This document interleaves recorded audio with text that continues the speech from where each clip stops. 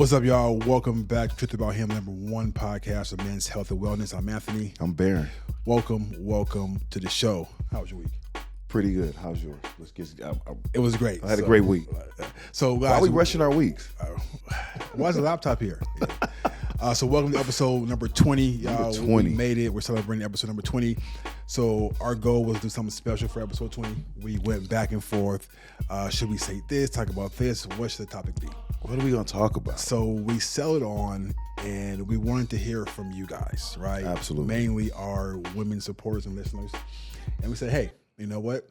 What are some questions that you want to know about men? Mm-hmm. What are some things that you want to ask? And we say, you know what? We will take the risk and ask for all the men out there. So we're here. Barron's nervous. A little bit. So am I. So we got a bunch of questions. So this episode may be a little bit longer than the other ones, but we want to make sure we hit every question, and we're going to read them as the ladies send them to us. We're not going to code them or edit them. We're going to read them just how they are. All right. So you ready? Absolutely. Hey, let's get it. Well, first, episode 20. Congratulations, bro. Congratulations. 20 consistency. 20 bro. and $1 million to go. 20 plus the infinity to go. $1 million to go. All right. Number one. So just want to say, so these questions are, some of them are, they're all good. They're all good. Some of them are, basic questions, but some of them are pretty meaty. Some of them, yeah. We're going to answer them all to We're pausing already. Again. Already, right? Okay. So, number one. Number one. Wow. What is the hardest thing about being a man? Interesting question. What is the hardest thing about being a man? Well, outside of the pressures that we put on ourselves to be great to us, I mean, I think we're our worst critic. We're our harshest critic. What's up, guys? Thanks for watching the show. I want to take a real quick break and tell you about our new online community called The Game of Life. Now, this is a community of men where we get together every single day, 24/7 online, and talk about what men go through. Talk about family, fitness, fortitude, finance, everything that has to do with men's health. We got you, all right? You want to get in shape? We got you. You want to have a better mindset? We got you. You want to make money? We got you. So right now, the community is online and it's free. Right now, it's free. So it won't be for long, but join the conversation right now. Click the link in the description right now and join our community of men who are out there making things happen. All right. We'll see you on that side. Now back to the show. We give ourselves the harshest critiques. So outside of that, and that should be enough, there's societal pressures. There's the pressures to be the family man, be the father, or especially if we have young sons, and it's a two-sided coin for our young sons. We kind of want to show them through our actions what a positive, upstanding man is supposed to be in this world, and then for our daughters, we want them to see what kind of man do they want to have in their lives? What kind of companion do they want? We set the bar for our daughters. So we set the bar. I personally, me and my daughter go out on dates. It's been a while because she's so busy, but I used to be more consistent, and I would take her on dates, and we would go to restaurants, and the mindset was get what you want. Right. Just get what you want. Now, if there is a budget in mind, I will, look, we're going to go here. The budget is $50. Right. Stay within the budget. But other than that, it's get what you want. And so she's accustomed to when she goes somewhere, I created a steak monster. Her steaks usually are bigger than my steaks. Right. So those are some of the hardest things about being a man, is making sure that we are everything to everybody as much as we can. So that's one of the things. I don't know. What do you think? What's the hardest thing about being a man? So for me, the hardest thing about being a man is the fear of failing my family. Yeah. Right. The fear of failing, the fear of not being loved, the fear of being alone. Mm-hmm. Right. So for me, these things, not so much now, but have been within my mind like for years. Right. If I don't provide this for my family, I'm only loved based on what I can provide. right? I'm only loved based on what I do. And I know it's false. Right. I know it's something that in my head I'm creating myself. Right. But that's a fear, fear of not being able to provide housing, clothing, food, and all that. Shelter, is a shelter is a fear, or I fail and then I get left, right? And it won't happen, but it's been a fear of mine. And that's, if we had to really think about it, think about this. This is a question I'm proposing to you. What, as men, what gave us the notion that we had to be providers? Like, we have to provide. If we don't provide, then it won't get done. If we don't provide, nobody's going to provide. That pressure, I think. Well, first of all, I mean, it is biblical. It is biblical. It is biblical that man is supposed to take care of his house. Right. I guess what I'm thinking is, so many men are just, and I was one of them. Like, I didn't want to get married because everything wasn't set financially the way I wanted it to. And I put it off. It's not the right time. It's not the right time. It's not the right time. And I had a conversation, because you go to counseling. I suggest everybody go to counseling before you get married.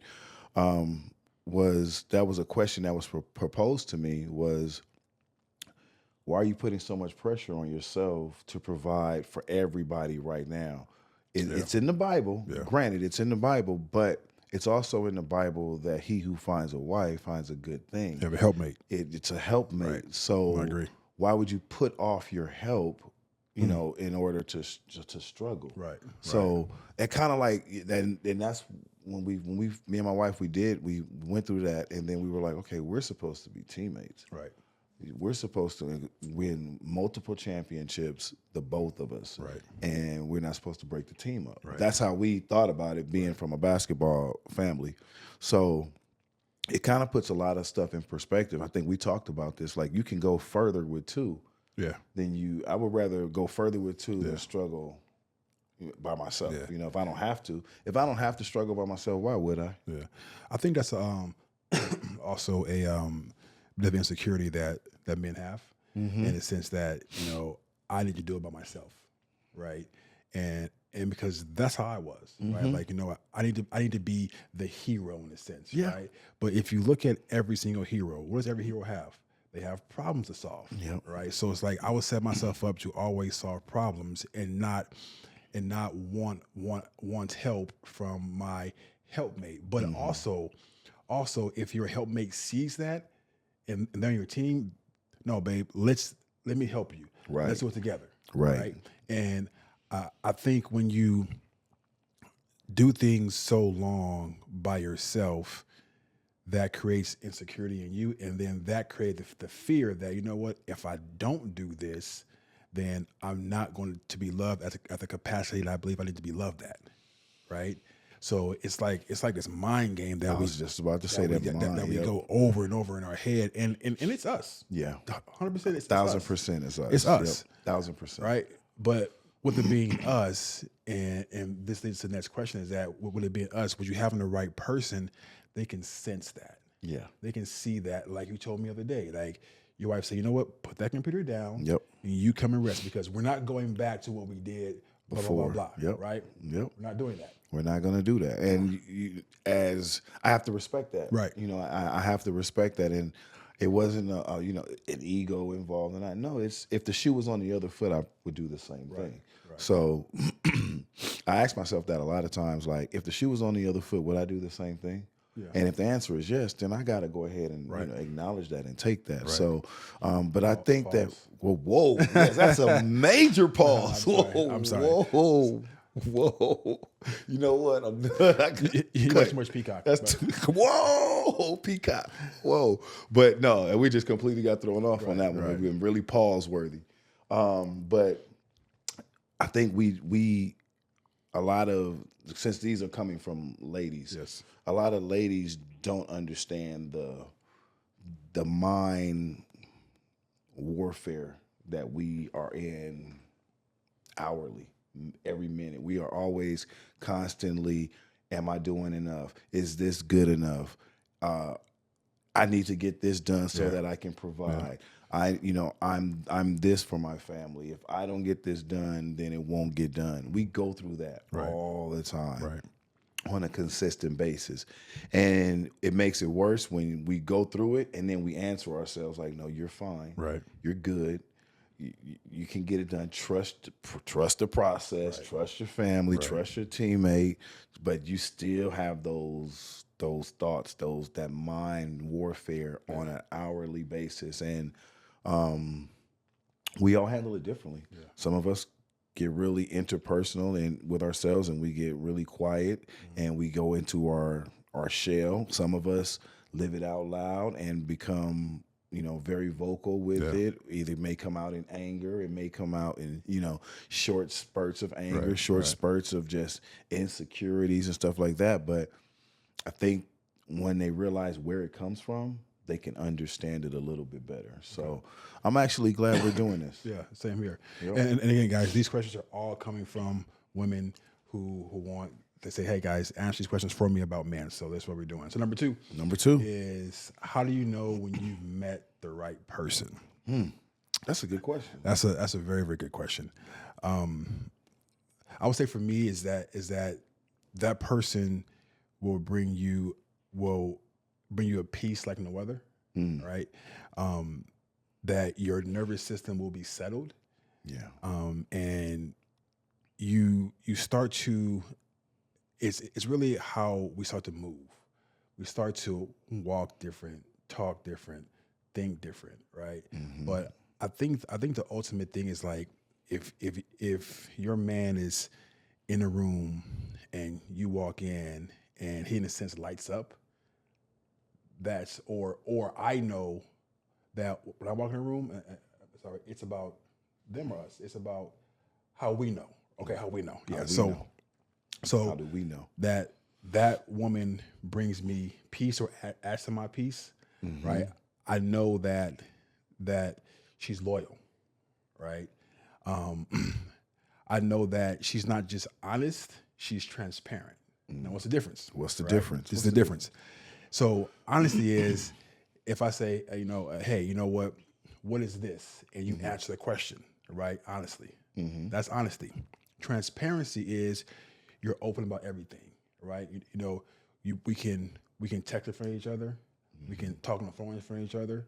Is that transparency is exposing me to your life without me having to ask or not trying to hide anything from me. Right.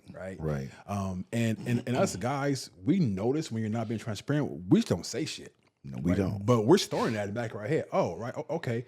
We know it's a lot, but don't say much. Right.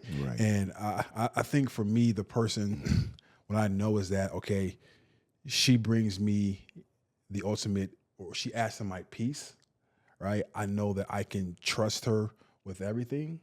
I know that if I'm having a bad moment, a bad day, that I can go to her and say, you know what? This is what's going on. And to top it off, if I walk in the door and I ain't gotta say shit, and she knows, damn, he had a bad day, it's done, right? Y'all sharing one brain. Right? If you can sense that my shit's off, and of course, it's my responsibility to communicate 100%, right? But if I'm saying, you know what, I'm gonna walk in the door and I'm like, I'm gonna just tell her what's going on. But if she's, you know what, I sense it, and she takes care of me, I'm cool. So there's a lot more to that, but I'm just leave it there. Yeah, there is. I can give them all the secrets. No, you can't give them all the secrets. You can't give them all. You got to save that for episode 40. Right. But you hit on every point that I wanted to bring up. Loyalty. There's nothing like knowing that, like you said, when you have somebody you can be vulnerable with, you have somebody you can share the positive with, the bad, the insecure. With no judgments. It's no judgment. No judgments. It's almost like the difference between a house and a home. Yeah. The difference between just a random and a wife. Yeah. A wife is home. Right. It's home. It's a place where once you get, it's a place where you go to where you get away from all the outside noise. You get away from all the darts of the world. You get away from all the BS and the all the negative stuff that's going on in the world. When you come home in those four walls, you feel a sense of relief. Same goes to your wife. When you get home and she's there, it's adding to your peace. It's adding to your state of mind, knowing that you can talk about anything without talking. It's funny shit. So my wife's in the kitchen and she's sneezing. I come in through the garage and Sean's in the living room and she's sneezing. Allergies, wind is blowing, so she's sneezing. And by the time she's done with her 50-11 sneeze, here I come walking in the door, picking up exactly where she left off. So now I'm sneezing. So now I walk in the door. As soon as she's done, now it's going in. Sean's just laughing. She's like, see, y'all not even in the same place, but y'all doing the same things at the same time. It's a funny story. I can't, man. It's and that's just like one of many things that's happened. But I try to downplay it a lot. But it's crazy. It's a true connection. It's a true connection, and it's something that you can't really. No matter how much you downplay it, it's there. No matter how much you don't want to acknowledge it for whatever the sake it is, because there was a time where we didn't want to, kind of, for lack of a better word, throw our marriage in other people's faces. Yeah. So we didn't want people to, they're this perfect couple and they're just walking around here, rainbows and butterflies. And we tell everybody, like, it's not. It's like we get on each other's nerves on a daily basis. We don't agree all the time. And I personally like that because I don't want a yes person and she doesn't want a yes man. So it works for us. But yeah, for years we kind of like kept our bubble to ourselves, and we didn't really go out, and we didn't really want to be perceived, and we didn't want to portray this perfect marriage. But I mean, it is what it is. We communicate a lot. Sometimes we over communicate, but it works for us. And so, it's I'm her place of peace, and and vice versa. Right. So it works. Yeah, that's definitely how it should be. I mean, and also, I mean, I'll give them a simple example. Like if that man, if we met the right person, she would know, because we don't do all the texting and the emojis and the calling. It's like we do with the right person. Right. So if he's giving you extra attention and he's talking to you more, texting you more, calling you more, picking up your phone call more. Now that's the one. That's how he knows he met the right person. Yep. So, and then I don't think. Would you agree with this? We are not the biggest communicators when it comes to, oh, babe, I had a rough day at work. I did this. I got caught up in traffic. My mindset is not where it is right now because of X, Y, Z. We don't necessarily go in the house and just lay that all out. We'll sit down. We'll huff. We will look inward.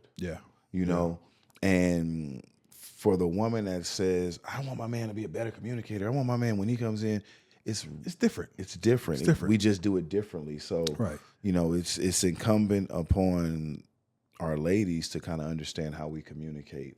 And it's incumbent upon us to try to be more communicative with our significant other.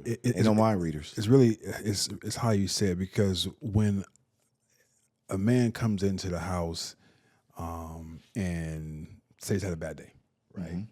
And he sits there and he's going through the bad day. And of course, maybe he's a little on edge, maybe a little bit irritated. Sometimes when he's approached, what's wrong with you? We're not going to say that, because there's already an assumption that we're mad at you. We shut down immediately. Because we don't want to add to our already stressed out day. Right. So now that's something else we have to deal with. Right. It's the best thing for us to do is just shut it down. We shut it down. So I do agree that men should communicate more. Mm-hmm. I do agree, because I had to learn that. Right. Mm-hmm. I had to learn to communicate how I felt, what's going on more.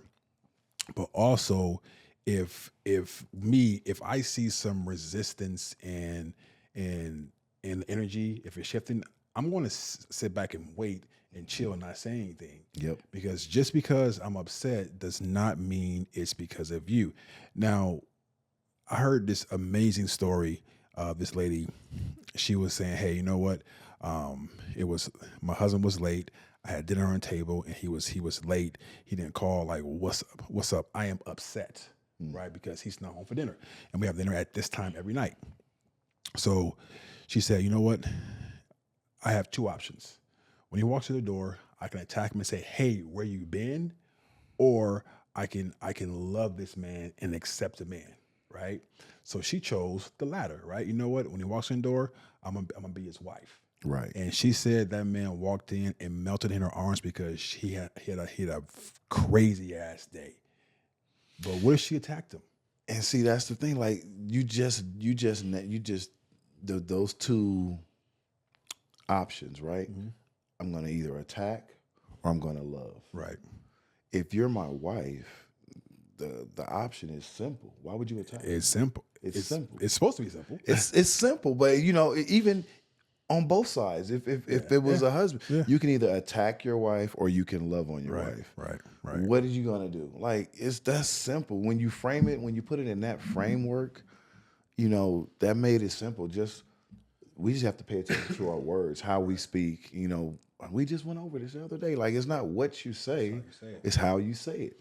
And once we figure out how to communicate with our significant other, it doesn't guarantee that there's not going to be any issues, no problems, but it makes those issues easier to navigate. Right. You know, Okay. so Cool. you know. All right. So what do you want women to understand about men? I think we answering these questions with answers. So what I personally want women to understand about us is that we battle with ourselves. Yeah. Every day, every hour of every minute. And attack or love us, please love us. Right. You know, right. please love us, because honestly, you get out of us what you put into us. Right. You know, that wasn't pause worthy. No, you're good. No, right. You get out of us what you put into us. So if you give us love, 9 times out of 10, we're going to give that same love. We're going to give that same grace, because why would we're not Newsbreak. We're not the smartest creatures on the planet. Nah. You know, and we're very simple. we don't really complicate. If you love us, we're going to love you. Yeah. That's it. But if we feel attacked, if we feel like, you know, if we even assume based on history that you're going to do something negative, we will either shut it down, don't tell you, or take those emotions and those feelings elsewhere. Right. And now that causes, you know, that now you're compounding the problem. Right. So I think that's what I want ladies to know about us, is that we are fighting internally every day of every hour of every minute. And we don't need no help doing that. Right. You know, so we need the love. So for me, I want women to understand about men is that we're not bulletproof. You know, we do hurt, we do feel pain, and we are afraid, afraid to be vulnerable and afraid to cry. Yeah, I would agree with that. I would agree with that. Okay. And we don't feel like we should. We don't feel there's space wherever it is for us to be vulnerable. Right. We don't feel that there's space for us to Be understood be understood and be weak at that moment for whatever reasons. For whatever reasons, you know, 90% of it is up here. Right.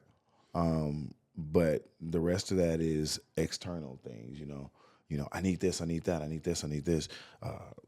This happened, I need you to come do this. You know, and we're like, damn, we just had a rough ass day. Right. It's the first thing you're hitting us with, not, hey, how you doing? So, you know, at least kiss me on the cheek, something. You know, let me know something. But I would tell ladies, and I enjoy this, hug your man. Yeah. hug your man out. Right. Just hug your man.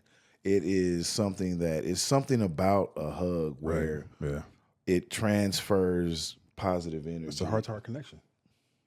It's something about that. A good hug is you can't quantify that. Yeah. You know, so that's one thing I would a secret tip. We giving secret advice too. Yep, secret advice. Hug your man. Just hug your man out the blue. Just hug your man. Genuinely hug him, and see what he does. All right. So next one, it's like I guess a myth or old myth. It's like is the way to your heart really through your stomach?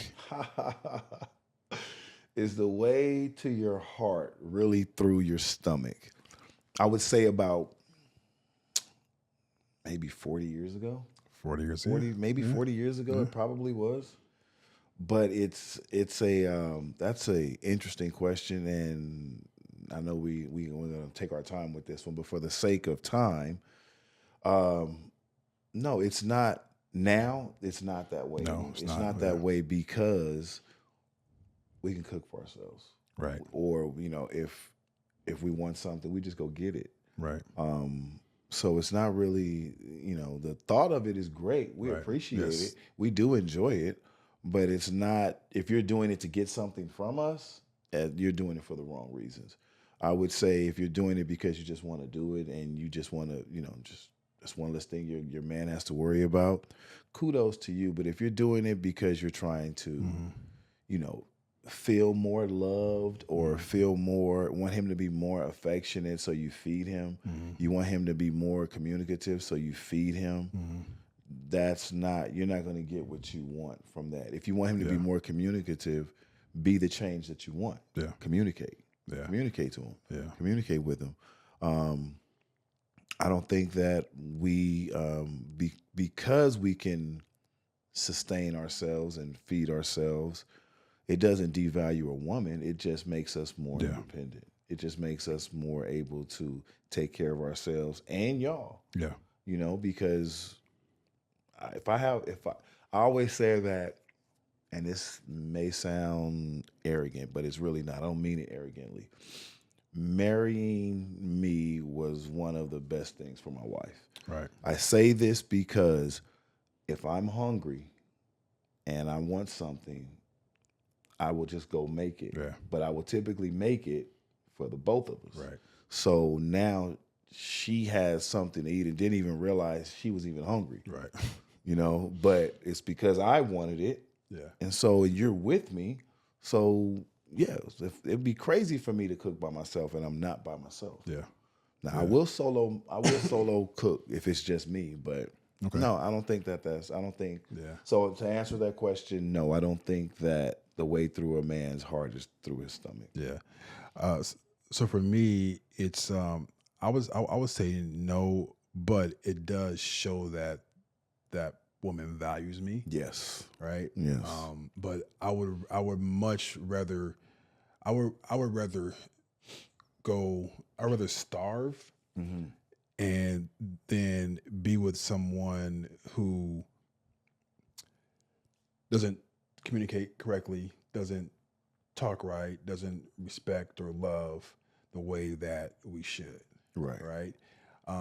So if I had to choose, Good question. What would you do? What would you choose? I would choose to go hungry Uh-huh. and be with someone who truly loved me and respect me and talks to me like a king. Right. But doesn't cook for you. No. So cooking for me is not. Okay. It's not massive, right? Because Right. like you, I mean, I can go get my own. You Right. know? I mean, right now I can DoorDash something to us right now, right? right now. Right. So I think it's just extra. Yeah. It's like the extra. Okay, you know what? She's doing this and she's cooking. Right. She's doing this and this. That's amazing. That's amazing. Right. That's but amazing. but I would the way to my heart is really how you treat me and talk to me. Yeah. And like respect me as a man. Right. I'm very big on how you speak to me. Right. I'm very big on that because, again, you be the change that you want. So I'm very intentional on how I speak to her. Yeah. I'm very intentional on things like that. So why would I not want the same for myself? Right. So yeah, we're big on, how you speak to each other, even when you're upset, because it's easy to talk to somebody great when you getting along and everything is, nice and sweet. How about this? Feed my soul instead of my belly. Go? Oh, that was about to be pause worthy. Dive a little bit further. See how I reword that? see how I reword that? Dive a little further and get to my soul and not my stomach, because my stomach, I'm gonna take care of that myself. Yeah. All right. So, what makes you the proudest? What makes me the proudest? You know what? I was gonna tell you to go first, but You want first? I'll go first. Why not? Go ahead. My family. Yeah. Just watching them grow, seeing the young adults that they're becoming, that makes me proud. And it surprises me that the things that I talked to them or told them about maybe 4 years ago, they are putting into action, and I see it. So it's good when you tell them something, they retain it, and then they make it their own and they actually do it. Yeah. So something like that makes me proud. The work we're doing here, I can't tell you, like, there's a sense of pride that I personally feel every time we sit down. Every time we sit down here, every time we complete something, every time someone comes up to us and asks us certain questions, there's a certain, I'm proud of that. I will have a conversation with anybody that just, hey, I see you guys over there working, and you guys are just talking, and you guys look like you guys are about your business. You guys are doing things that are positive. What is it that you guys are doing? You want to know? Here you go. Here's the link. Let me show you some links. Let me show you everything that we're doing, because what we're doing is, you should be proud of it, and it should be something worthy to talk about, that you should be proud to talk about to anybody. So I'm proud of all of that. I'm proud of who we are as men. I'm proud of the storms that we go through and come out of, and we come out of it a little bit sharper and better. So, and bro, I'm proud of you. I'm proud of you. My boy. I'm proud of you. I'm proud of, I've seen the waters you've had to navigate, and still navigating, and I just needed you. You need to know that. Yeah, appreciate that. If I don't tell you, I have to tell you when I think about it. So even when I'm not thinking about it, I'm like, damn, okay, my dude is really on point right now. Yeah, appreciate that. So yeah, I'm proud of a lot of stuff, but those are like the core things that I'm really truly proud of. Okay. So for me, I gotta start with the little things, right? I'm proud that I can buy donuts. Okay. So because I don't need donuts. My kids in the morning say, you know what, Dad, can we get a donut? I'm proud that I can buy Starbucks, right? I'm proud that I can get my kids to school, because there's been some tough times, right, and the fact that I had to really start over, literally an air mattress in one room, right, because that's where I was in my life, right, and I'm proud that I was able to maintain I was able to come out of a unhealthy mentality and get into a healthy mentality, because that was the only way I was going to get out of that. Right. That was the only way that I was going to survive, because my previous trajectory of life was sending me into a early grave. Right. So I'm proud of the fact that I recognized where I was, and I was able to get out of that. I'm proud that I have kids that love me. Just last night, my son popped up from Vegas out of nowhere, right? And he brought his girlfriend. Okay, right? So it's like there's so many things that I mean I can do an hour podcast just about that, right? Everyone I'm proud about, but I'm also proud of the fact that I'm loved and people see me as valuable, because for a long time I didn't feel that way. For a long time I didn't feel loved. For a long time I didn't feel valuable, right? And I'm proud you're proud of me. I like that. All right, next one. So since you are protectors, what makes you feel safe? Man, this is a good one. So what makes me feel safe is the ability to come home and just de-stress. It's just that is a place where I can go and be safe and not feel like I'm being judged. Yeah. So my home makes me feel safe. I'm really big on protecting that space. Okay. So and I say that by saying that. Let me see what's the best way to put this. So there was this is gonna be funny. You're gonna picture this. So about maybe let me say a few years ago. Few is like 5 years ago. I threw a birthday party, 90s house party style at my house. Okay. And I threw it with an associate of mine who we share the same birthday. And so I was like, okay, yeah, we'll just go ahead and invite people out. And it got bigger and bigger and bigger to the point where we were renting buses to bring LA people out here to Movale. And when I say that I was so uncomfortable with the amount of strangers in my house.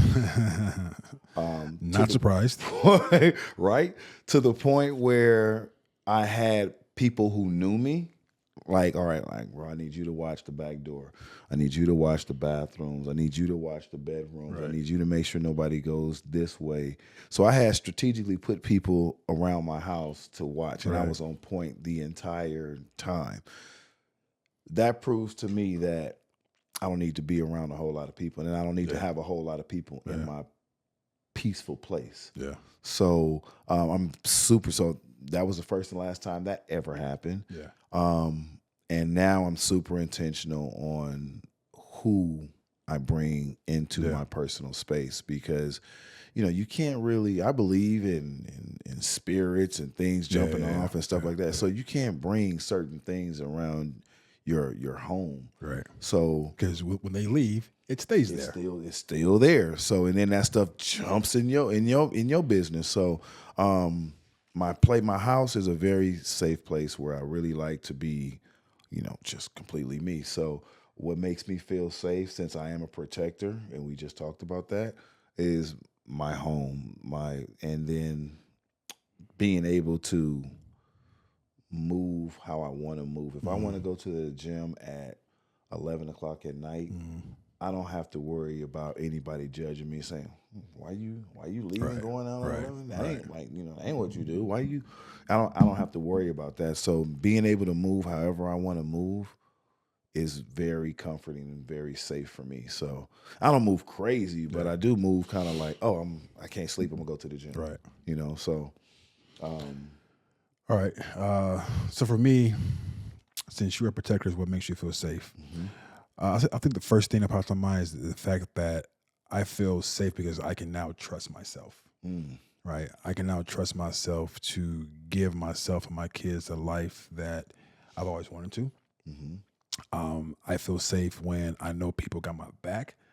I feel safe knowing that I have someone loyal, and I'm asking these questions because I believe that they're asking them like from like a woman's point of view, like what can the woman do, right? I feel safe knowing that if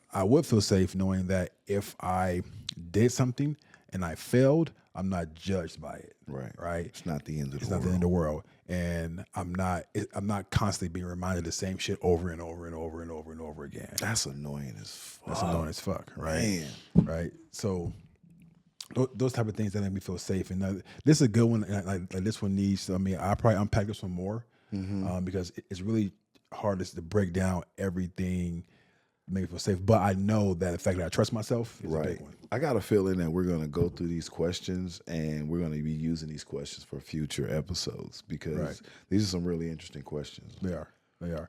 All right, next one. Here we go. Why men act, and remember, we're reading this how it was given to us. Why men act like they want a wife, but in reality, they just really want a woman to take care of them. I'm going to go first on this one. Yeah, I'm going to let you go first on this one. So I would say for any man that wants a woman to take care of them, in my opinion, that's not a man. Okay. Right. Okay. So you got to elaborate now. I do. Yep. So I understand if maybe you're okay. So the man can be going through school, right? The wife is working. Okay. And you say wife, say woman. So I don't know if it's a wife, but anyway. And if that's your agreement, because I totally believe that men can stay home and be Mr. Mom, right? But if your intention is to stay home and play Madden and drink and text your homeboys and your girls out there working, That's a problem. That's a problem. That's a So problem. that's why I say that's not a man. Now, if you're working toward a goal and you guys both are on a common ground and doing this thing together, then that's different. Because I've seen many men who stayed home. Their wife makes 6-7 figures, right? Right. But they're home taking care of business and they're furthering what they're doing. Now, if that's your thing, I'm cool with that. Right. But if you're sitting around playing Madden and doing all that, so I don't know. So obviously, this young lady has some experience with that. Right. Right. Right. So I don't know the type of, maybe it's because they're still boys, but anybody who's worth their weight as a man would not want their woman to take care of them, because we have this freaking pride that we want to be the one that's out there being a hunter gatherer. Yep. It's right? innate. It's in us. But we're in 2025 now, brother. Yeah. So the femboy is alive and well. And you got to evolve. You have to evolve. But I would say for this young lady is communication would be 1,000% key. And pay attention. Communicate how? Well, communicate by asking. You know, like what? Like she's asking why men act like they want a wife, but in reality. So if he's acting like he wants a wife, question is, what is he doing that's challenging reality? So if he's saying I want a wife, but in reality he's sitting at home playing Madden, right? He don't want no wife. He wants somebody to take care of him, cook for him, and wash his clothes and iron his clothes if he even still irons. Yeah. But also for her, you gotta look at the men you're dealing with. Absolutely. Because if this is a cycle of men that you keep coming across, then that's something that you gotta look at yourself, look at you, Yep. say, why do I keep bringing this type of men into my life? Absolutely. Right? Because 1,000%. he acts like that because you allow him to. Exactly. So here's a little tip number 2 a little secret tip we're giving ladies. Men are only gonna do to you and talk to you how you allow them to. Yeah.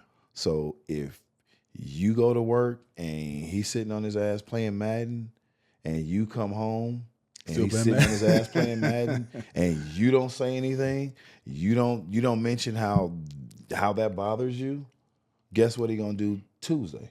The same thing. I always say you gotta look at what role you played and what's going on. Exactly. Because there's two people. It's two people, but you can't control that man. You can control your reactions to that man. Right. So, let's look at that mirror and say, why am I allowing this to happen? Why? There's always there has to be a reason why. If you're not saying anything, it's because of what? Right. You're afraid of confrontation. Maybe he pipe you down right. I don't know. But is that worth you going to work for 12 hours and sitting in, Nah. For some it might be. But check it out. If you get yourself to the right place personally, where you can have anything you want to make, you can have someone that pipes you down, right? But also is not on the couch, also out there being productive, also out there building something and got some shit going on. Right. You can have both. Right. Right? You deserve both. Yeah, right. So you ain't got to settle for, he got some good. Okay, you know what? You can go get someone who got some good stuff, but also can take care of you over and beyond that too, because that only lasts so long. Right. It's only going to last so long. Last so long. So you got to have something sustainable in the relationship that's outside of the physical. So this next one is, I'm gonna read it to you, but I don't even want to look at it. I know you're gonna say one of the classic Barron Benjamin's isms, right? I'm not even gonna look at it. I know. All right. Why do men not show their true colors while dating them, but once you start living with them, they show their true colors? Oh, wow. I don't see a Barronism in that. But yeah, let's see. I do. Let's see. So I always got to look at it again. Why do men show their true colors? Why do men not show their true colors while you're dating them? But once you start dating them, my bad. But once you start to live with them, they show their true colors. They show their true colors. The ism, say it, man. It's right there. You get. I don't. Let me see here. Can I say it? Go ahead. Let me see if you're 1,000% because right. You didn't check the Carfax. You did not check the Carfax, exactly. Because if you check the Carfax, you would know. You would see the colors. If you check the Carfax, the Carfax don't lie, right? The Carfax do not lie. Sometimes it takes a little bit longer for it to come through, but if you check the car, I would have said that. You're damn right. Explain the Carfax. You check the Carfax. Explain the Carfax for this young lady. The Carfax basically is he showed you everything that he was doing. You have to learn sometimes just to be patient. Right. A lot of times, men and women, they rush into relationships because they want something that they've either seen from their parents or TV. Right. So they jump into this relationship and they move into a place with a guy because, maybe he's a hard worker. But you don't realize that this man drinks all the time.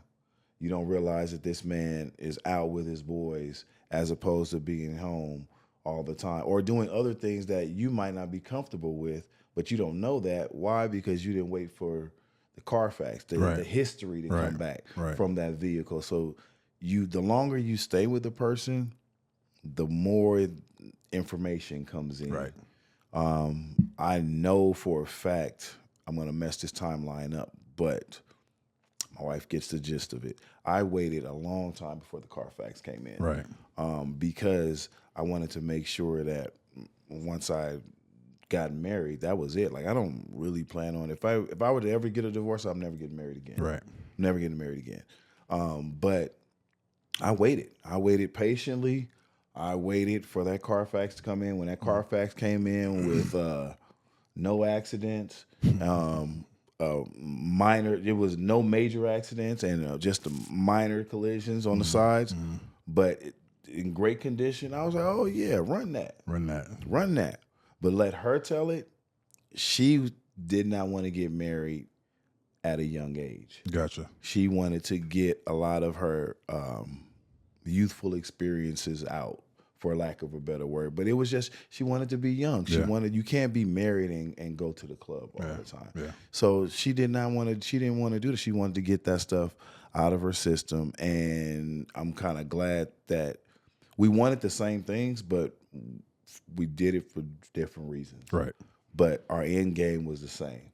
So whatever reason she wanted to wait, great, it worked out. Whatever reasons I wanted to wait, great, it worked out. But I always tell people, like, don't rush into nothing, because marriage is the hardest job you'll ever have without getting a salary for. Right. It's the hardest job you'll ever have.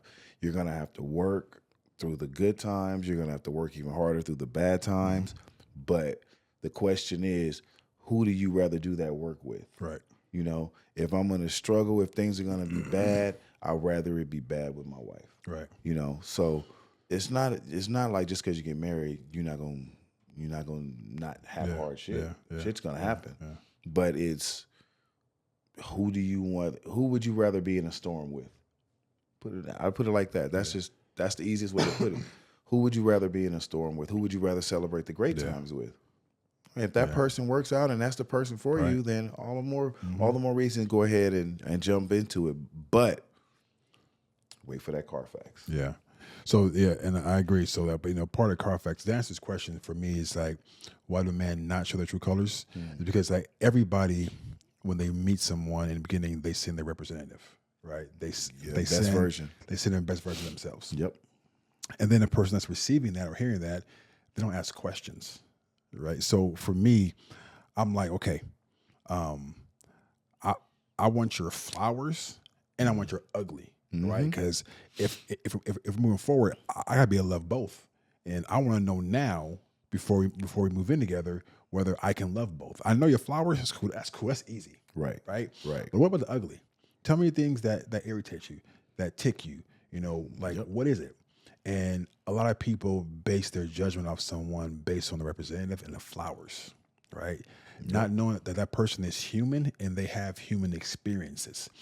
So I would say is that person, that man did not show his true colors is because one, there's no questions asked, and two, you were never in a position before you moved in together that you saw him in a human experience. You saw him being whatever, angry, upset, whatever it is, whatever her true colors are. Right. Or you didn't see that until you came close. But you guys should have came close way before then. Exactly. Before you pulled that trigger. Exactly. Some conversations that I believe couples should have before they get married are conversations about religion, conversation about raising kids. How do you, do you believe in whipping? Do you believe in or not? What those are conversations, political conversations. How were you raised? One of the best conversations me and my wife will ever have is tell me about your childhood. Right. Like, let me talk to me about your child. How was your childhood? How you handle conflicts? Exactly. How you do it? How do you do it? How do you handle conflicts? What do you do when you get upset? Right. If put the worst case scenario out there and let it see. Like if You're we in had therapy, no money, no bills, Yeah. how would you react in that situation? These are conversations that you got to have before you can even move in together. But more importantly, a conversation needs to be had. If we are in a relationship for, I don't know, let's pick a year, 3 years, and now we're going to get married, a conversation needs to be had on expectations. Like, Right. what do you expect from a wife? What do you expect from a husband? Because a lot of people get married, and the reason why the marriage doesn't last is because expectations change. Right. They feel like, okay, well, now I'm married, so now you as a husband are supposed to do X, Y, Z. And the husband is like, as a husband, I'm doing exactly what I was doing to get you. Like, I don't know. I didn't know we were expecting anything different. Yeah. Yeah. So it's crucial that those conversations are had before you even remotely think about going further and taking that relationship further than what it where it already is. Okay.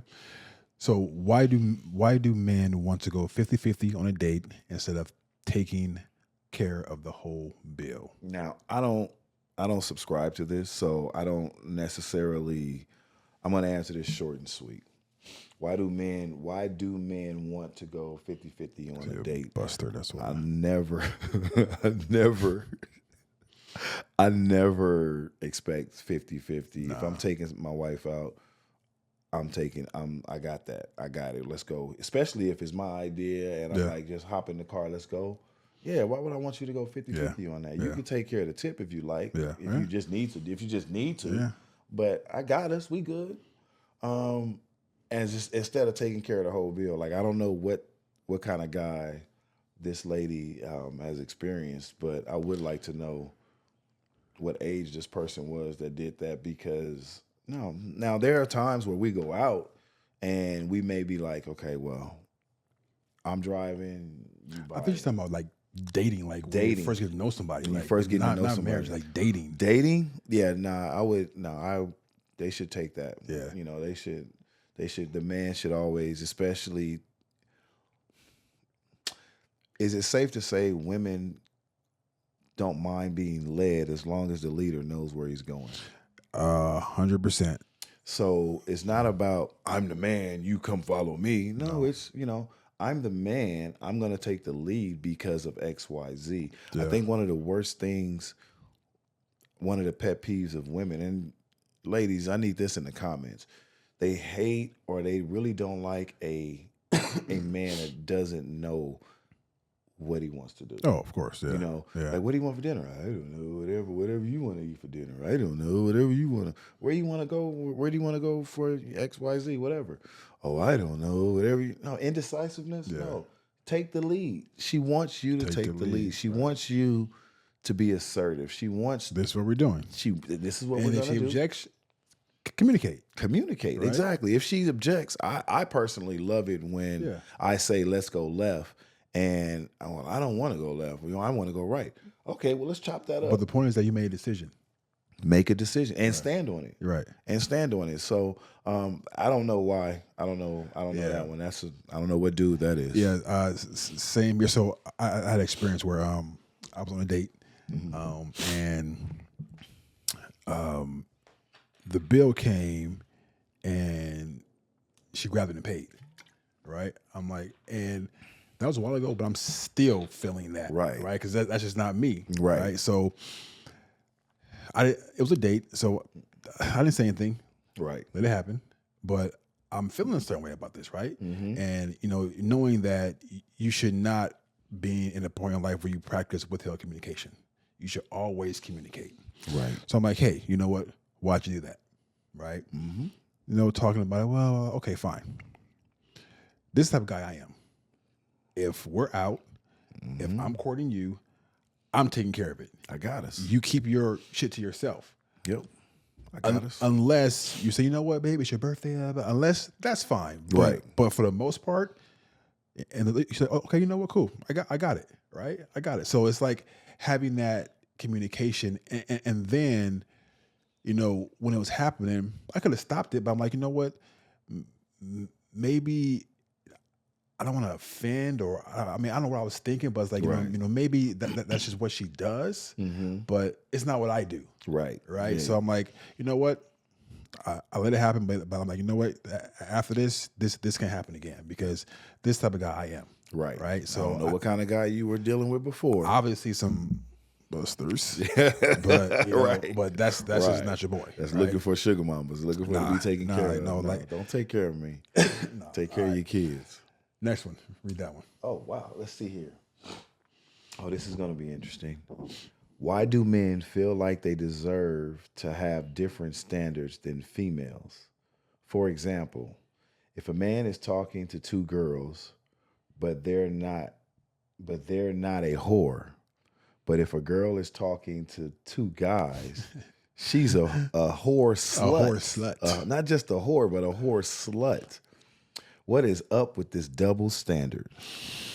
Sheesh. That's a really loaded question. We live in reality. The reality is there are double standards in the world. 100%. There are double standards in the world. It's just the way it is. It's how did you think about this? Your firstborn versus your secondborn. Mm-hmm. There's things that your firstborn, or there's things that your secondborn gets away with. Right. That your firstborn looks at the secondborn and was like, I would have never done that. Right. They let you get away with everything. That's not fair. Fairs are for pigs and contests. So, I mean, the fact that she's not wrong. It's a double standard. It is. A guy can sleep with two girls in one day. Yep. And it's like, damn, you smashed hot enough. What did you take? You took the honey pack? What did you take? You got two of them. A girl can do it, and it's like, you let two dudes run up in you like that. That's exactly how we say it. Yeah. Run up in you like that. You horse slut. You horse slut. But I think the reason why that is because we stated earlier, we are not the smarter sex. Right. The woman is the smarter sex.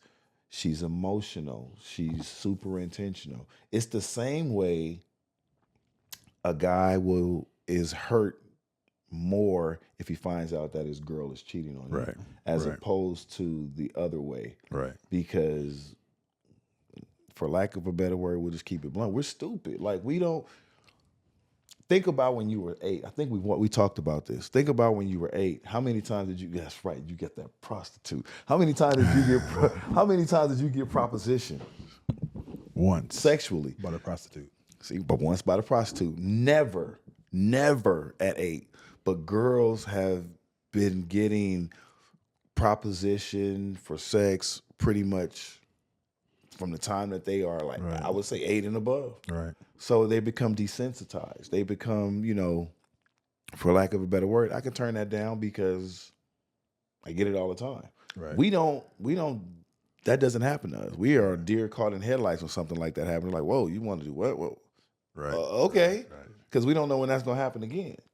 But the woman can turn it down, can move on. So when she actually goes out and steps out, it hurts more. Yeah. Because it's like, damn, you don't have no self-control. Mm-hmm. So it's not right.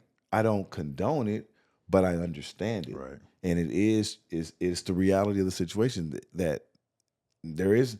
The question shouldn't be, why is it a double standard? It is a double standard. Yeah, I mean, why is that? I can't explain why it's a double standard, but it just is, because even in my mind, thinking about it, it's like so men, we're more visual, right, and we see, and what we see, we feel. Mm-hmm. Just imagining like a person you like having sex with somebody else, it's it's hurtful, right? Yep. It is. And it's just because we know the intimacy and what it takes for you to have sex with somebody. Right. And this question is really, really hard to answer. Yeah. It is, because I can't lie. I mean, that's the standard, right? That's how. But I'll say this. I'll say this: that both men and women can both be whores, right? True. They can Absolutely. both be whores. There's man whores all the time. But it's more accepted for men and more demonized for women. Yep. Right. And for whatever reason, you know. And I think it's because, and somebody said, well, so this dude, I'm trying to remember the actual video. So he had a cup. And it was like the same question: why is it okay for men to have sex with more sex than don't hold your hand like that, women? Yeah, stupid. A cup, all right. Let me get a cup. He had a cup, right? It was a clear cup. So, and the cup was full of water. Okay. And he was saying that a man, he's I ain't gonna the motion, but he's like this on the cup, right? So the cup, the cup is the vagina, right? Okay, that's a cup. Okay. So and he said that he took his hand and put it in a little bit of dirt. And he says when a man goes inside you, he's just dropping all kinds of dirt and all kinds of shit inside you, right? And he said that's why it's worse because somebody said that when a woman has sex with every man she has sex with, his DNA stays in her forever. Wow, that's crazy. That's crazy to hear that one. That's crazy. So when he that DNA stays inside you forever, right? So just imagine a man thinking about that, right? You got Jim and Bob and Jose and whoever you mess with, right? Yep. So I think for us, we think about that type of stuff. We think about we're visual. Yep. The sexual acts and how you sound and how your face look and all that. What did he do and all that stuff? You never was like that with us, and you're doing that. Was he better? Right. So we think about all of that. Yep. And once we have access to your body, we think about all the dudes who have had access to your body. So absolutely, that trips. I mean, for me. Absolutely. So I know that's kind of like a roundabout with that question, but that's the best way I can answer that one. I mean, they asked us, so we're gonna answer it the best way we know how. So I think that is. I think we tackled that one as hard as that one was. Pause. All right. Another man is dating. Another man is dating a girl for so long, and then she becomes his girlfriend or whatever. Why do they stop doing the same things that they were doing when they were dating? For example, like going out on dates, quality time, talking. Why does the sex get worse? Wow. One word. Communication. Buster? I'm just kidding. Communication, Buster. Yeah. Communicate. Yep. Communicate. You really have to if what you have. So I give my wife once a year, I give her a stack of coupons. Okay. If she feels that we need to go out more, Here's a coupon for that. You can use these anytime. If you feel that I'm not talking to you or I'm shut off, here's a coupon so we can have a conversation anytime you deem necessary. Here they are. Right. So I safeguard myself because I do get caught up. I do have blinders on sometimes, and where I'm so super focused on one thing, the things around me doesn't matter at that particular time. So how I safeguard myself is those coupons. So when she feels neglected, you don't have to feel that way. Communicate, talk to me. Right. Let me know. Because I'm the type, all you gotta do is tell me something one time. Right. If you tell me something one time, I'm super intentional on never letting it happen again. But if you don't tell me something's wrong, I'm gonna assume that everything is cool. Right. And I'm gonna keep doing what I'm doing until I take the blinders off, and then, oh, okay, how y'all doing? How's everybody doing? But no, so knowing yourself and knowing your flaws, I think is important, because when you're in a relationship, there's now two of you. Yeah. There's two expectations. There's two hearts. There's two minds. So that's double everything that you were doing prior to being in a relationship. Right. So it's not just my way, it has to be our way.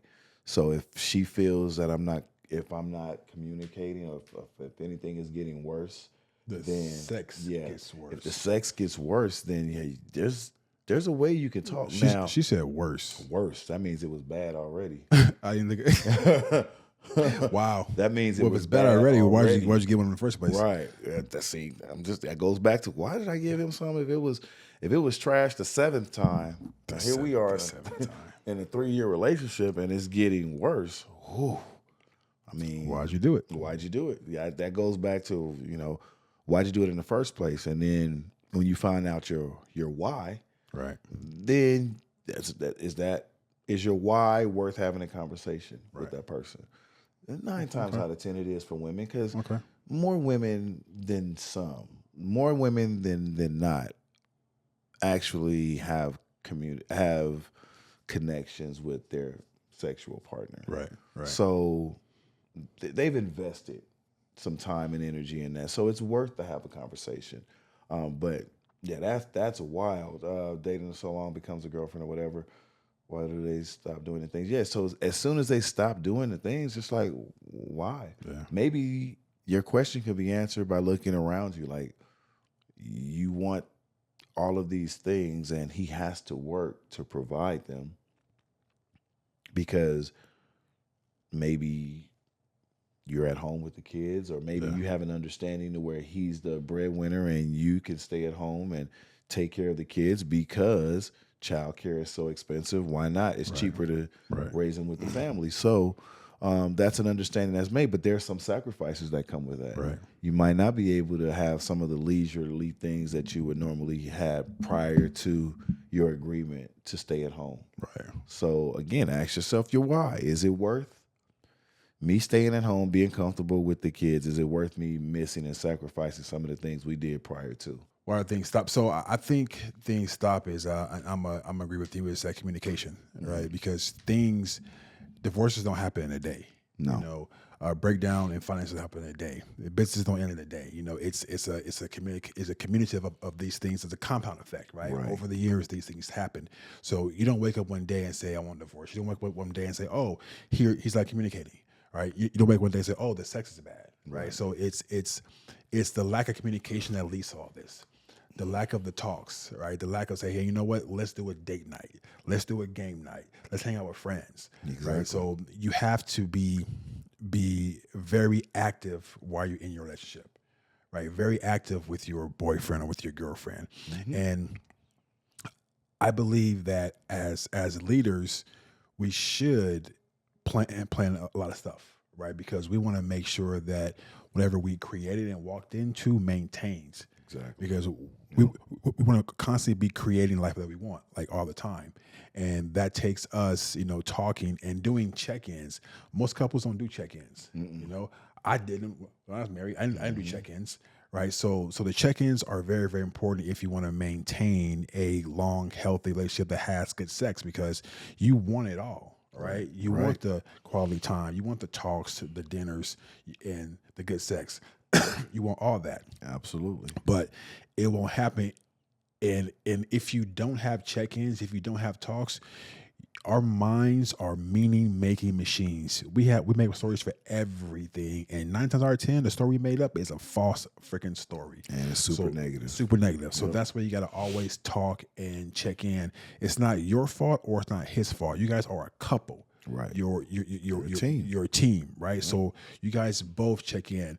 If you feel the sex is bad or getting worse, hey babe, this how I've been feeling. Like, can we talk about this? Right. Not you got bad. No, can we talk about this, because I have some concerns, because we were here, but now we're here. Right. So let's talk about this. Date nights. Can we plan date night on every Tuesday, every Monday, whatever? Right. Can we go out? Can we have talks after work for an hour? Let's just check in. So it takes work to build something long lasting and healthy. It takes work. It's the hardest job you'll ever have. It is. Assuming shit and withholding communication is the worst disaster you can do for your relationship, especially if you like that person. Now, if you don't like him and he a bum, move on. All right. Don't waste your time. So next one. So right here. Why do men feel like they have to always be so hard and not vulnerable? All right. Why do men feel like they have to always be so hard? So for me, because I've been there, right? For me is I felt that being vulnerable showed weakness and being hard showed strength. I didn't want anybody to know that I was failing or I was hurting or I was in pain, because men can't be in pain. Men can't cry. We can't be vulnerable, because that's going to totally destroy the image of this perfect, powerful man that nothing, I'll say it, a word, but I'm going to say it. I'm going to say it can be penetrated, right? I'm going to say it. But that's the image that's portrayed. So it's like, I don't believe that it's on purpose, because I believe that men want to be vulnerable. I believe men want to say that, what, I'm hurting. I want to, but the image that's out there in the media about us, that hey, we can't do that. So I truly don't believe that it's done on purpose. I don't. You think it's innate? You think it's something that we experience through society, through just life in general? Right. So I know you're enjoying the podcast, but I want to stop real quick and tell you about Barron's book, The Bro Code of Confidence. Now, men need confidence. Men need resilience. Men need to have a sense of purpose, but we don't always have that, right? We sometimes get stuck in figuring out who we are and what we can do. The Bro Code is the perfect book to get you unstuck, to make things simpler so we can gain confidence and be resilient. Get the Bro Code, click the link in the description, get the Bro Code. Now back to the show. I don't think that because we're taught that you got to be hard, you got to be tough, Toughen be a up. man, stand up, toughen up, Toughen don't up. cry. Men don't cry, boys don't cry, right? Stop crying like a little girl. Stop crying like a little girl. So I think that it's something that we want to do, but we're so afraid to do because that's not what we are taught. Yeah, it's something that we were never super intentional about in the past. So we were intentional about being the rock, Right. the anchor. But at some point, you got to be able to, like we always say, take your cape off. You got to be able to be vulnerable, because we're still human. We still have human nature and certain tendencies that life wears us down. Yeah. So we need to have, that's why it's important to have a place of peace. That's why it's important to have a spouse who adds to your peace, or a significant other that adds to your peace, because we get so beat down with life and the expectations of life. So that's the reason why we feel we have to be a certain way. Now, over time, we can become vulnerable with our partners, but that comes The right with partner. time. The right partner. But it comes with time. It's not, I wasn't all the way. I wasn't 100% vulnerable early on in my relationships at all. Yeah, same. At all. So it just comes with time and trust. Actually, trust and loyalty are one of the big things for me. I got to be able to trust you with information. I got to be able to know that you're loyal beyond reproach, because that's what I am. So if that's what I am, that has to be what I require, no less than what I give out. So, I mean, I hope we answered that question. Yeah, we did. We Okay. did. Yeah, and just to be clear, like it's not that we want to do that. Right. It's just that it's not in us, and we're so afraid of being judged. Right. Or afraid of you looking at us as weaker because we're being vulnerable. Exactly. Or because we cry. Right? Exactly. So why do men never want to become serious in a relationship, or why won't they communicate? Well, check the manual. Yeah, check the manual because men. I mean, the men that I know, they want to be serious in a relationship, and communication is something that yes, we have to work on. Yes, that's ongoing. But this one for me is simple. You mess with a buster, right? I mean, if he wants to be out there playing the field and having this, then let him do it. You go and you get someone who wants to be with you, because I promise you that they're out there. Oh, absolutely. They're far and few between, but they are out there. Like, just wait. So communication is something that it's a steady work for us. That's something that we have to work on every single day of our life. We have to be super intentional about that. But being super intentional about communicating, you have to also know where you are in that stage. Like, are you a person that communicates at all? Yeah. And if you don't communicate at all, then the question is, why don't you feel comfortable communicating? Yeah. That's something you need to tackle in order to become a better communicator. You just don't wake up in the morning and say, oh, I'm going to be a better communicator. Right. No, you have to work at that. That takes intentional work. Right. So, I don't understand that one as far as like, what was that? Oh, I'm sorry.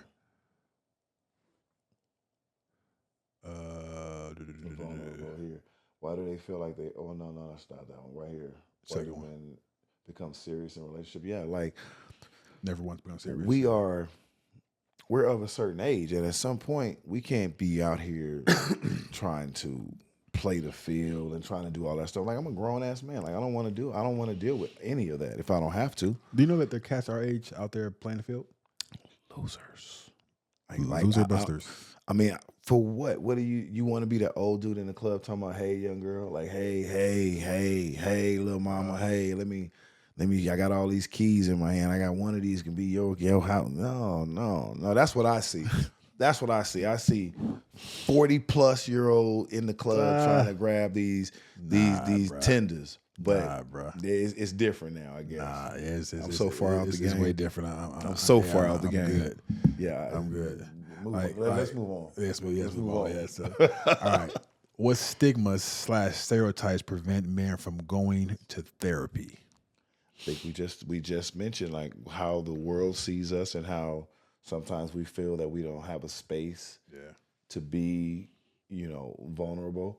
It's because we are so perceived as you're the man of the house. You're supposed to, hold it down. You're supposed to, take it and pause. You're supposed to just put it on your shoulders and I'm just killing it. Just take it. Just say take it. Yeah, you're just supposed to just take it and move on with it.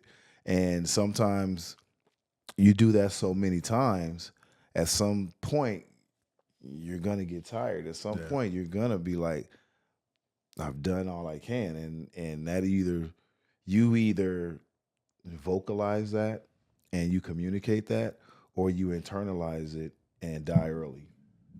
And a lot of I've seen a lot of guys who internalize all of that, and next thing you know, they're not here right now for whatever. It may not even been health issues. I had a friend of mine have that same thing. He had all of this weight on his shoulders, and he was expected to be this person that people expected him to be. And in reality, he was going through a lot mentally. He was going through a lot in his personal life, and driving home, he basically had an accident. Wow. And he wasn't drunk, he wasn't recklessly driving. He was just, his mind was racing, and he wasn't paying attention to the road and the things that in front of him, and it cost him his life. So just imagine if he would have had some outlet, some place to let that stuff go, just a little bit, just a little bit. So it's crazy how sometimes we ourselves, like we said, we put so much on ourselves. We don't need any help. We don't need no help putting extra weight on our shoulders. No. We have enough. We need a place to be able to take one or two things off, so that we can breathe, and then we'll pick them back up and put them back on us, because we're supposed to take a lot. We're supposed to have a lot going on because we're men, and we were here first. The woman came from us, our rib. So the stuff that was going on before her, we were already dealing with it, and God blessed us with a woman for companionship. He blessed us with a woman to help share that burden. So if he created that for us, why would we not utilize it? It's like a teacher giving you the answers to the test, and you choose not to look at the answers to the test because you feel like you can take it on your own, and you wind up failing. So you have to be super intentional on recognizing the stereotypes, recognizing the stigmas, and realizing that that's just what they are. They're stereotypes. They're not factual things, they're not truths about you. They're just what people think you should do, as opposed to who you truly are. So stereotypes are going to be out there, stigmas are going to be out there, but it shouldn't stop us from growing ourselves, and it shouldn't stop us from being better versions of ourselves daily. Have you seen that picture of I would say he's the husband. He has this big old backpack on, and he's walking up a hill, right? And the wife is in back, and she has a small backpack on, but she's pushing him up the hill as well. I think I have seen that. And like that's a perfect example of a helpmate, right? You're not carrying most of the weight because that's my job, but you're pushing me. You're helping take some of the weight off by pushing me, and you're lending me some of your strength, right? And which is more than enough. More than enough. And therapy changed my life, right? I mean, I go every single Wednesday, right? And I sit and I talk to someone that has no input into my life. They don't know me. Can't judge you. They can't judge me. Their outlook is their outlook based on what they know me at that point. Right. But to have a fresh perspective from someone who doesn't know you is refreshing, because they can see things that you don't. Because the saying is true: when you're in it, you can't see it. Right. So you need someone to help you get out of it, so you can now see it. I see life so much clearer now, right? I can see clearly now the rain is gone, right? Because that's what having and therapy is for me is not just a licensed professional that you can talk to, right? Therapy for me is talking to you on certain days, talking to my friends. This podcast, there's therapy is talking things out and listening, getting perspective on what's going on in your life, right? That's crazy, because I was just looking up the definition of therapy. Okay. Because a lot of people think therapy is sitting on a couch. And talking to someone with glasses on, with a cardigan on, and saying, what do you see? They show you two images and say, what do you see? No. So as I was looking up, as you were speaking, I was looking up the definition for therapy. Therapy is the act of caring for someone, or the method of caring. So that's not necessarily, that's a great question. But the word therapy has such a bad connotation to it. It has such a perceived idea of what the word is, and it's the act of caring for someone, listening and helping someone walk through their issues and coming out better on the other side of it. That's therapy. Right. Me playing basketball once a week is therapy. Right. It's therapy for me. It's therapy for my soul. So, like you said, doing this, it's therapy for both of us in different ways, but it's therapeutic for both of us. So, I want to make sure that we are intentional on the word to prevent men from going to therapy, to prevent men from caring for themselves or allowing someone to care for them. That's good. That's therapy. Right. So I know I cut you off on that one. But No, you good. No, so the next one's what type of things, like experiences, prevent men from avoiding commitment? Judgment. Judgment is a big one. Communication Or lack thereof. How many guys you're talking to other than me? It's a very one. That's a very good one. Yeah, very good one because we're territorial, right? And just overall energetic experience, right? Because we can feel certain things from people, and if we communicate that, and you're like, I'm not changing that. Is really do we feel like we can build something with you? Because that's the guys look.